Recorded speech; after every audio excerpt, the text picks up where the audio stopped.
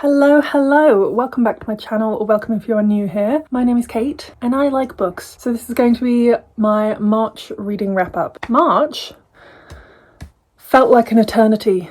This month went on far too long. Apparently I read 17 books. I don't know how I put out any content this month. What a month.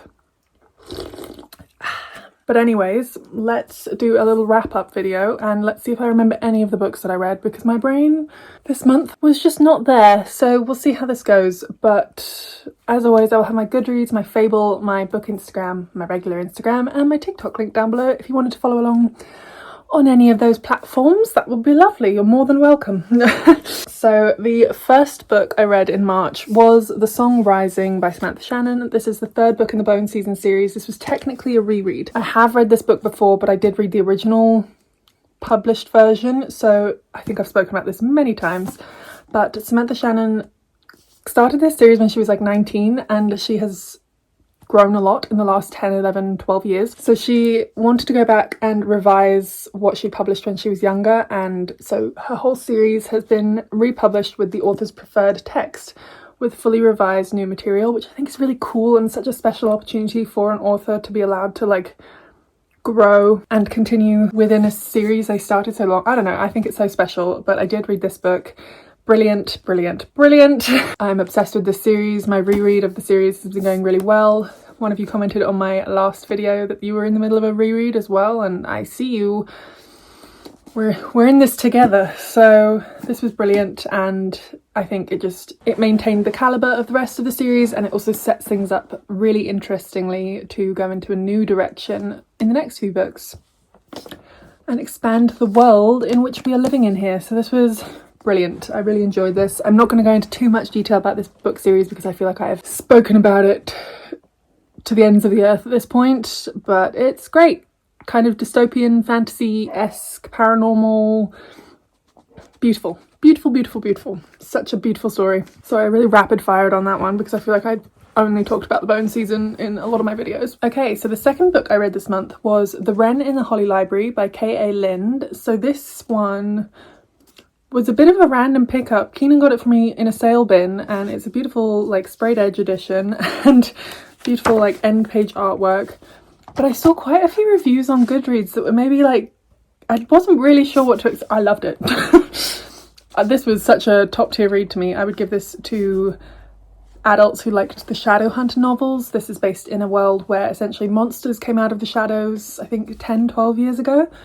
And they now have a treaty with the monsters and the human world, and there's magic. We have criminal underground workings and bad people, different powers, and it was just gripping. I loved it. And I did think this was a standalone, but apparently it is going to be a duology, and the next one is coming out later this year. So I'm very excited to see where this goes, how this expands. And there was also a really nice intricate weaving of some Gaelic folklore, which was really cool.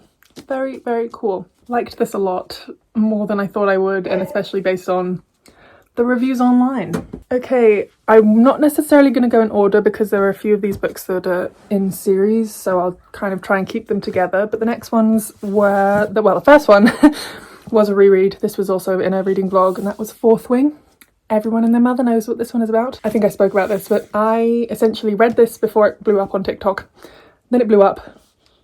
And then I think I just got bogged down with all the noise and the very high stakes opinions on either side that I did not pick up the rest of the series. I avoided it like the plague. But I remember when I first read this, it was a giggly fun time and I had a great time reading it. And the second time I read it was no different. It's not Jane Austen. I've said this before, but it doesn't need to be. This is a fun romantasy read. It is not like the top tier everything reading, like writing style, but it is fun. This is very fun. And then I did read the second book. I think I also put this one in a reading vlog. How did I do this in March? I genuinely don't know where the time went, but also did read the second one. And I think this wasn't quite what I was expecting it to be, but man oh man was it also fun. I think so many people like really bogged down on the second book and didn't like it as much. I thought they were kind of on par with each other. And it didn't really go the way I anticipated it to go. I think it's split into two parts. So the first part I was like, oh, this is not where I expected the story to go. But then the second part I was like, oh, this is what I thought the whole book was going to be like. And then the ending had quite the twist. I honestly don't know how I haven't seen the spoilers for these, and I now need to read Onyx Storm, and I don't know how I haven't been spoiled on where the series will go, because everyone loves it and it is such an easy, fun read, not to be taken too seriously, if I do say so myself. We love a dragon, the sass, the banter, brilliant. Okay, the next one I read, I also did read the second book. This was a duology of standalone contemporary novels, and the first one was Make Me Dream of You, and then the second one was Make Me Want It Too. I think I vlogged this first one. So this followed two characters who essentially, he used to date her older sister, and she was in love with him when she was younger, and now they've reunited as adults and there is attraction, and they kind of go through those motions, and it's a little bit of a strange setup, but very funny. These books were hilarious. Yes, and they also have this kind of online dynamic that is just a fun little plot thrown in there. And then the second book follows two characters, one of whom has been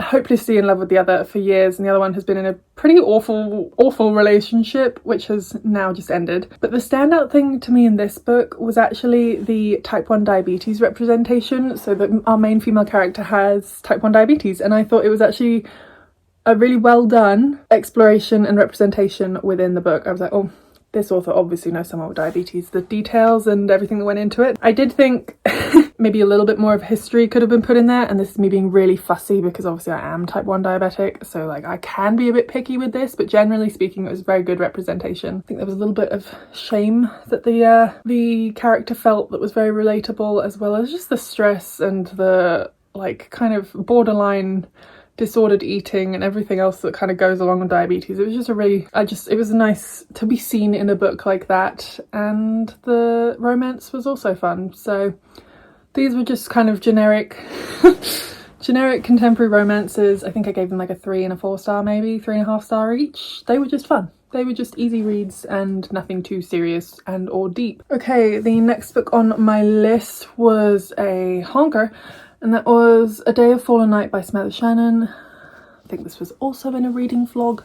This was a big boy, but it did have short chapters, so it did seem to fly by, in my humble opinion. This is by the same author who did The Bone Season. This is her other series, and I think this is the prequel to The Priory of the Orange Tree. It's set a couple hundred years beforehand, and it's a similar writing style where I kind of give it the Odyssey vibe, where there's 4 different perspectives over the course of a few years, and you follow them as things expand and hit the fan, and their relationships and how their characters evolve and things that happen as we go. And oh my goodness, it was brilliant. It was so immersive, so intricate, super visually stunning, and just gripping, but I don't know how to describe this, but very gentle, like a lulling kind of quality to it. And I just really enjoyed this, and I thought it was really easy to read. It was really intimidating, and you got over that quite quickly. It was beautiful, and a lovely adventure, and I love this world so much, and I love Samantha Shannon's stories so much. Oh, the next one, I think this was also in a reading vlog. Oh my gosh. The Ragpicker King by Cassandra Clare. I'm still not quite over this one. This is the second book to Swordcatcher, which was one of my favourite books from 2024. This was one of my most anticipated releases of 2025, and it did not disappoint. Oh, it was so good. The yearning that Cassandra Clare is able to evoke is just on another level for me, and just this is the kind of book when anytime they even look at each other I have butterflies. And the romance is not even that major a point in this story. It is definitely more heavy on the fantasy than the romance. I love this so much, and I can't believe that I read this so soon after it came out, because now I have to wait for the next one, which after that ending, I can tell you that is not a wait that I'm looking forward to. This world building is just stunning. These characters are so perfect and flawed, and just everything to me. And we also got some more context on what's going on like outside of our two main characters. We have Kel and Lynn, and we also got some context with like some little interspersed chapters from other characters in telling us what's going on outside of the two of them. I love it. I love it. I love it. I love it. And the way that this is set up for the next one is, again, brilliant, but I don't want to wait. I don't want to wait. The one I read after that was actually Iron Flame, but then after that, I did read Clockwork Angel, which is also by Cassandra Clare, and I read this because I wanted some more Cassandra Clare yearning after Ragpicker King, because I was just in a reading slump, and nothing was hitting after Ragpicker King, so I thought, let's just go back to the basics, because Ragpicker King made me feel like I was reading this when I was 14 again. This was also in a reading vlog, and I must say this was a really interesting reread, because obviously I've just read her most recent book, and then this is one from, I don't even know what year this is, 2010. So this is 15 years old, and to say, like, I just think Cassandra Clare is awesome, and the way that her writing and she evolves with her audiences as the world grows and expands and all of this, I think she's just a brilliant writer. And so this really hit when I was 14, but also it was a nice refreshing reread. Obviously I knew what was going to happen, and this was like my OG. Will Herondale taught me what a book boyfriend was. But this is set in the Shadowhunter world in Victorian England, and it just, if you're unfamiliar with Cassandra Clare's work, we have a lot of Shadowhunter books. There are so many, and I will continue reading them until I am grey. I don't care. I love them. But this follows Tessa, Will and Jem, and yeah, it was just a really interesting way to reread, especially after her most recent book, because you're still enjoying this story, but I think I can also appreciate how much her writing has evolved and grown. And at the core, she's just a great storyteller. I don't know, it was quite sweet. I really enjoyed it. I really enjoyed this reread. The next series, I inhaled this entire series in a week. This might be a new favourite, and I wasn't expecting this. This one really blindsided me. Boys of Tommen series. And oh my word. Okay, so I don't know what I was expecting, because I think some of them, like, online discourse really sells it as like an explicit dark romance, and maybe it is, but not in the way that I was expecting. Like, it's essentially following stories of these like young adults who are so bloomin' traumatized. I think they're 16, 17 in the first book. It follows Johnny and Shannon in the first two books, and Shannon lives at home with her family, where it is a very abusive household, and Johnny is basically a rugby superstar who's had his whole life planned out and has never really been distracted or lived as a teen, and these books just overtook my life and I can't stop thinking about them. And while I was reading them, they released that the next book is going to be coming out in May, which is releasing 10. So yes, there's the first book, which is Binding 13. The second book is Keeping 13, and then I think it's Saving 6, Redeeming 6 and Taming 7. And I loved Shannon and Johnny's story so dearly, and then Joey and Aoife's story came along. So I think between the first two books, the second one was my favourite. And then in the third and fourth books, which is Joey and Aoife's duet, the fourth book hurt. And then the fifth book, probably my least favourite out of the series, which surprised me because it's about Clare and Gibbsy, and in all of the other books they were two of my favourite characters, so I was really highly anticipating their book. And maybe, like, I think it was still a good book, but just based on the other two, I don't know, they all just messed me up in the head. And I think one of the things that threw me before reading this series that made me maybe not want to touch them is, in Canada they are put in the YA section, like teen section at the store, and I just don't think they should be.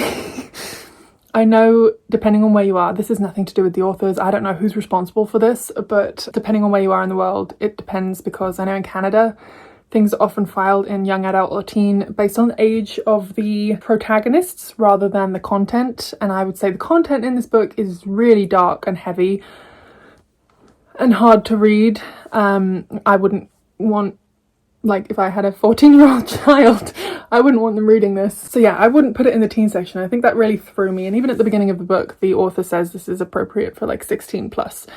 So I wouldn't necessarily put this in the teen section. However, disregarding all of that, I did read it on my Kindle Unlimited app because they're all available on there, and I loved this. This was a 5-star series. I cannot wait for Hughie and Lizzie's book. I can't wait. The way that Lizzie in the last book, I was reading it and I was like, I can't even imagine the pain that it is going to be to read your book if you are behaving like this. Like, the behavior is just awful, and you just know that that's going to be so much internal suffering to result in such a thing. And I'm really interested to see what, like, the Hughie and Liz thing I did not anticipate in the first 2 books, and then it kind of like you get a little hint of it in the 3rd and 4th, and then the 5th book you're like, oh, what's going on here then? And also just the ending of the 5th book with the sort of state of the friendships within the circle in these series is, I'm really stressed and I really want it, and it was so good. It was a 5-star series. I loved this book series so much. I could talk about it for far too long, as you can see. I do think so far my favourite was Redeeming 6. Also, I thought it was interesting because in the first 2 books you obviously have Shannon and Johnny, and then in the next 2 is Joey and Aoife, and Joey is Shannon's older brother. And in the first 2 books you're obviously, like, you're hearing it from Shannon and Johnny's perspective, and in the second 2, I don't know what it was. I think it was just like the amount of pressure on Joey. I had to catch myself a few times. Like, obviously in these situations nothing is anyone's fault but the, like, abuser. But there was an element of, like, frustration with Shannon in the second 2 books, just, and that wasn't fair. So it made me want to reread them because, yeah, it's not fair, and obviously she went through horrendous things as well. But I think just fully from Joey's perspective, and he didn't blame her either, but it was just like a frustration. You're not angry at her, you don't blame her, but there's just a frustration with the situation for all of them, and I think maybe that's part of the point. But gut-wrenching and everything. I want special editions, I want physical copies, I want all of these books all the time. I loved them so much. They were so good. They were so good. Perfect books. Okay, and then after that, I needed a real change of pace because nothing was going to quite hit like any of those books. So I read Eve by Kat Bohannon. This is a non-fiction book. How the Female Body Drove 200 Million Years of Human Evolution. So I started reading this in 2024, and I think I got about halfway through, maybe just under halfway.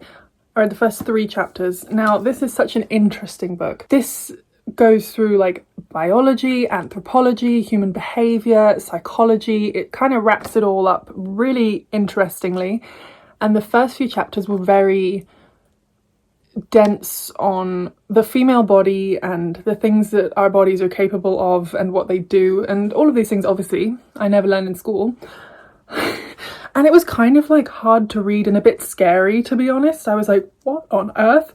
And maybe that was just where I was at the time of reading it. But yeah, I did have to take a break. I did put this down for a few months because it was just dense, and I could tell it was brilliant, and I was already giving it 5 stars in my head, but it was also just like, I need a break because I'm scared. And I just loved this. I finished the rest of the book, and we go through things like how and why the female body evolved to produce milk, where our wombs came from, where our voice comes from, and the history and the biology behind our voices, and then things like love, and they're all just split into different chapters, and even like menopause and things like that, and legs. And it was just really fascinating, and I think it was very funny, and it was just really interesting because I think the author is not necessarily saying, of course this is how it goes, and I think with a lot of, like, scientific books and things like that, they always have to be taken with a pinch of salt because our technology and our science is always evolving with new information. And even this, like, it was just really interesting because she was wrapping the biology together with the human behaviour pieces, and sort of, I really enjoyed the progressive theorising that she gave, where it was sort of like, here's the standing theory that a lot of people think, but let us apply, like, a woman's perspective to this, and that was just really fascinating, I thought, because have you seen, I don't know, there's that thing that talks about you need diversity in like the arts, in history, in science, because you're always going to invite more perspectives, which is going to create a more accurate picture of the human existence. So I thought it was just really interesting.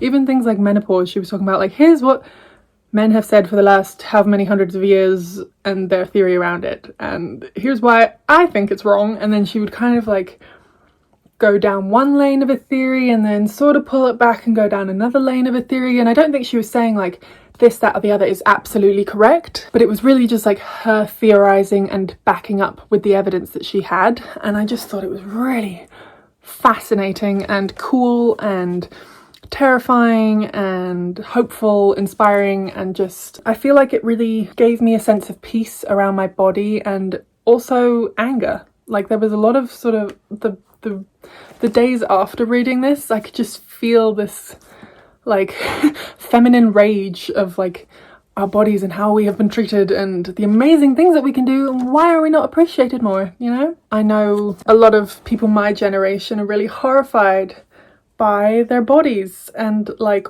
the amazing things that we accomplish, and I don't know if that's because of the way that we've been taught, personal things, person to person, or just like, I don't know, it was just really fascinating. And I think it gave me a lot of peace and admiration for the different workings of the female body and the things that I could do if I was so inclined, and the things that I am capable of, and all the things and people and history that has gone into creating our bodies the way they are now. I don't know. A little bit philosophical, a little bit hippy-dippy there, but I loved this book. I loved this book. This was brilliant. Top tier. This was a 5-star read. Okay, and now we're down to the last two, which are going to be in a reading vlog that's coming out on Friday. So the first one is When the Moon Hatched by Sarah A. Parker. This was a fantasy romance. Yeah, fast-paced fantasy romance. This was, yeah, like I said, this will be in my next reading vlog that comes out on Friday, but this was really cool. I really enjoyed the world building. It was super visual. Like the immersion into the visuals of this world was really cool. I liked it a lot. I liked the world building. I liked the magic system. I liked the creatures and how dense this was. It was kind of like the first book in a series meets a prequel. Like it was a kind of in between for me. There was a lot of setup for some things, and I think it was a really ambitious book to write, and I'm really interested to see where this goes. I did enjoy this a lot. This one I think I gave like 4.5 stars. And then the last book I read this month, I actually just filmed myself saying that I read this book, and so you'll probably recognise the outfit if you watch my next video, but the next one and last one on the list was Our Infinite Fates by Laura Stephen, and my oh my. This one, the only word that really comes to mind that came through the whole book was painful. It has been called a mixture between The Invisible Life of Addie LaRue and This Is How You Lose the Time War. I haven't read This Is How You Lose the Time War. It is on my list, but I can definitely see the Addie LaRue in this, and it was just beautiful. It was just so beautiful, and it was such wonderful exploration of love, humanity, and grief and loss. And it's essentially these two characters who in every lifetime kill each other. They fall in love and then they die. And we follow them through different timelines. Well, the main timeline is set in Wales in 2022, and then in between those chapters you get flashbacks to different lifetimes, usually near the end of those lifetimes, and the different things that they have experienced together and the reason they want to continue living and loving. And it just it was gut-wrenching and so beautiful. It was, yeah, I loved this dearly. This is a YA fantasy. It's kind of an urban fantasy, urban fantasy, and I loved it. I loved it.